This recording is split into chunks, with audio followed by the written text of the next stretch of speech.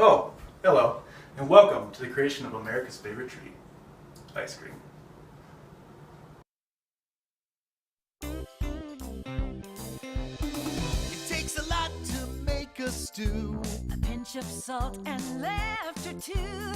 A scoop of kids to add the spice. A dash of love to make it nice. And you've got Too many cooks. too many cooks. Too many cooks. Too many cooks. Too many cooks. Too many cooks. Too many cooks. Too many. Ice cream's origins are known to have reached back as far as 2nd century BC. However, this wasn't the ice cream that we are familiar with today.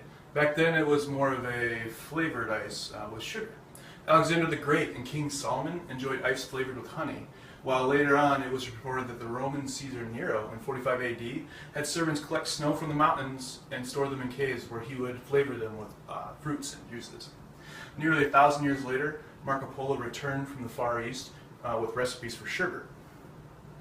Creamed ice then appeared in England in the 17th century, being served at Charles I. Ice cream did not become available to the public until the 17th century, and in fact, at the time, ice cream was only a treat for the elite. Interestingly, George Washington was recorded at a market in New York buying $200 worth of ice cream in the summer of 1790. That would be equivalent today to $5,000. Now we know why he has wooden teeth. With the invention of an insulated ice house in the 1800s and the advance in transportation, mass production of ice cream started in 1851 by one Jacob Fussell. Specialty items and ice cream sodas led to soda jerks, while pushing back from the church for eating sinfully rich ice cream on Sundays led to the creation of ice cream sundaes, in which the soda portions were removed. Now fast forward to World War II, where each military branch would attempt to outdo each other in an ice cream arms race of sorts, to the point where the Navy would had a floating ice cream parlor in the West Pacific. After the war, the dairy restrictions were lifted in America, and they celebrated victory with ice cream, so much so that 20 quarts per gallon were consumed per person. So while the United States is both the largest producer and the largest consumer of ice cream in the world, many other countries have their own unique take on the product. So many of us are familiar with gelato, which is sort of an Italian version of ice cream. However, gelato is typically denser and milkier than an American-style ice cream. It also has a lower fat content since it primarily uses more milk than cream. And additionally, the major characteristic that's different is that Italian gelato has a much lower air percentage in it than ice cream, giving it a bit denser texture.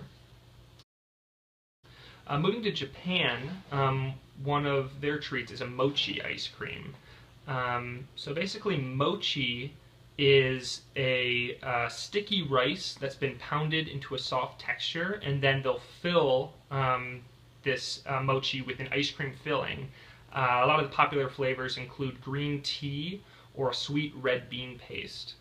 And these will actually also be pretty common in the United States as well if you go to an Asian food market. The Middle East has a few kind of unique takes on ice cream overall. In Israel, there's something called halva ice cream. Halva is a sweet candy-like treat. It's made from sesame seeds that have been mashed into a sugar and honey paste. Lastly, in India, their version of ice cream is called kulfi.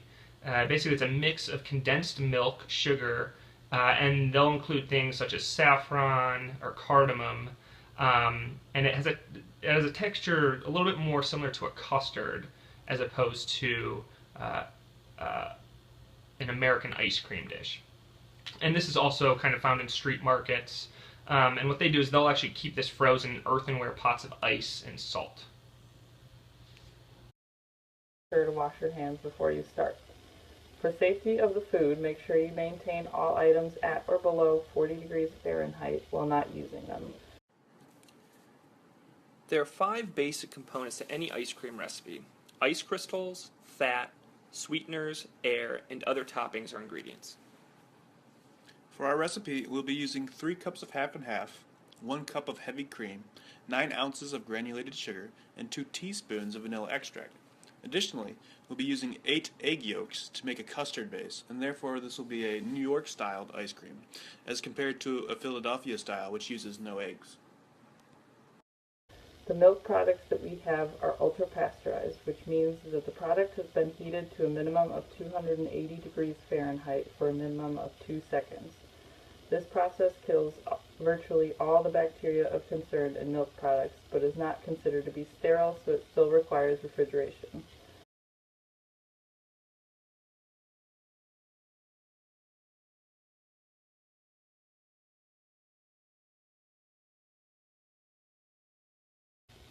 In the process of making the custard for the ice cream, we are also using egg yolks.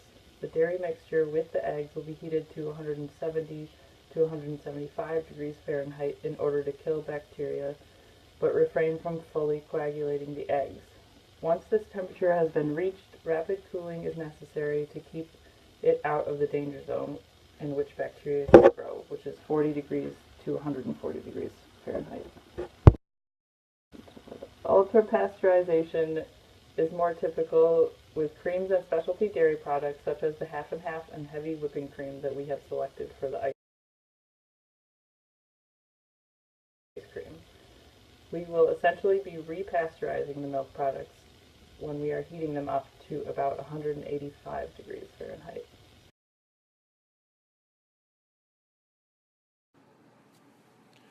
After heating the milk and cream mixture, we want to whip the egg yolks until they lighten in color. At this point, we begin to add the sugar in gradually. The addition of sugar not only sweetens the recipe, but it also lowers the freezing point of the mixture, ensuring that it does not freeze rock solid, making it impossible to scoop and losing a nice creamy texture. As we whisk the egg and sugar mixture together, we are looking to achieve a ribbon stage consistency. There are 2 clues to let us know that we've gotten there. First, the texture has been changed because a certain quantity of air has been introduced. It will be thick but lighter than when you started. When you lift the whisk or spoon into the air with some of the mixture on it, the mixture will fall back into the bowl in ribbons, which only slowly disappear back into the mixture. Second, the color from the egg yolk will turn pale yellow. It's a deeper yellow color than having tempered by the air introduced into it. So once we've reached an appropriate temperature for our cream and milk mixture, we're going to slowly add it into our egg and sugar mixture. What this does is prevents the coagulation of eggs. We want to bring basically the mixture up slowly to a temperature to where we're not going to end up with scrambled eggs at the end of this. So we add it just a ladleful at a time into the blender, about half the volume of the heated mixture. Once you've done that, then you're going to add the rest in and take it back to the stove. Once back on the stove, we're going to take the temperature up to about 170 degrees. Now what we do here, another way of checking to see if you're at the right temperature if you do not have a thermometer, is the spoon method. And if you run your finger along the back of the spoon, what you should have is a clean, clear line while the rest sticks to the spoon.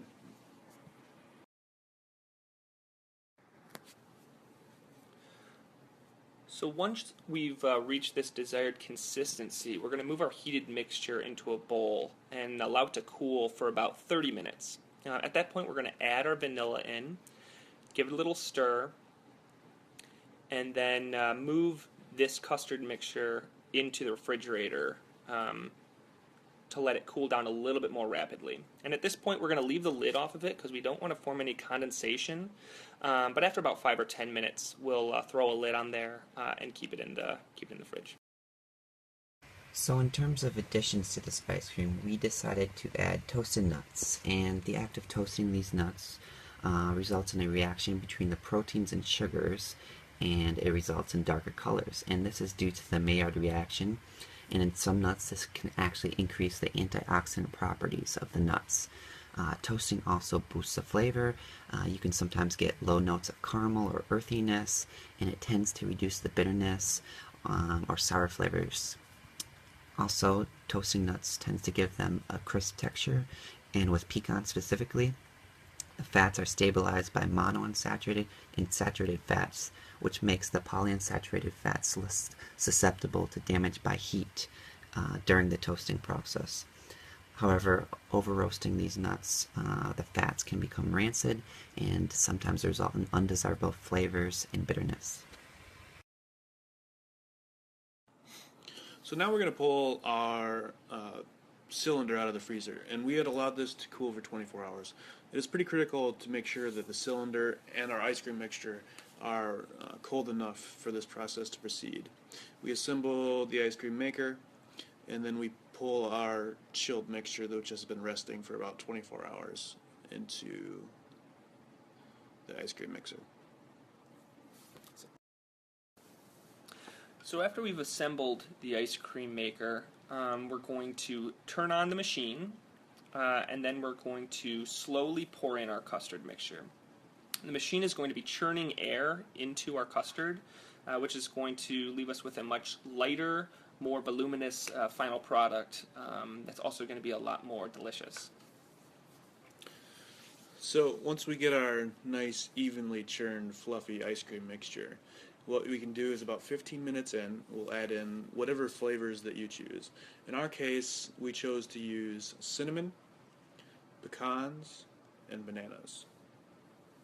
So in terms of the nutritional quality of ice cream, it is an excellent source of energy. Contains 15 grams of carbs, 7 grams of fat, and 2 grams of protein for only a half a cup of ice cream.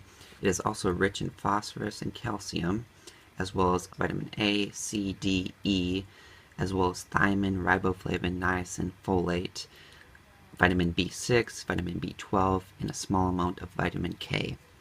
However, there are some negatives to high amounts of ice cream consumption. It is a high-fat food, specifically high in saturated fat. It also contains cholesterol, about 25 milligrams for only a half a cup.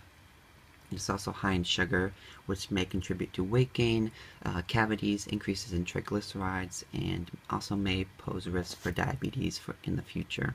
It also contains lactose, and this may be problematic for those who are in fact lactose intolerant. Some alternatives, there is light or reduced fat ice cream, frozen yogurt, which may contain less fat but possibly more sugar added to make up for the lack of flavor, sherbet, halo top, which is made with sugar substitutes, and then there's lactose-free options such as coconut milk ice cream made with goat milk, rice milk, soy milk, and then there's also sorbet. Once our ice cream is churned and our ingredients are mixed thoroughly, we'll remove our ice cream from the ice cream maker, and we'll take it and place it into a freezer-safe container. What we want to do is leave this for at least another 24 hours so that the ice cream has a chance to completely solidify. So now we've learned the process of making your own homemade ice cream, and I think we can see that it may be a little bit more tedious than just going to the grocery store and picking up a pint. However, this allows you to make your own customizable flavor, and it's kind of a fun process too. So hopefully you'll get a chance to try this at home. Bon appetito!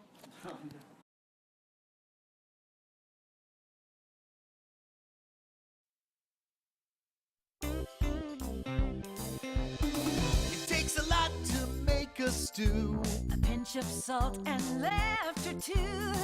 A scoop of kids to add the spice. A dash of love to make it nice. And you've got Too many cooks, too many cooks. too many cooks.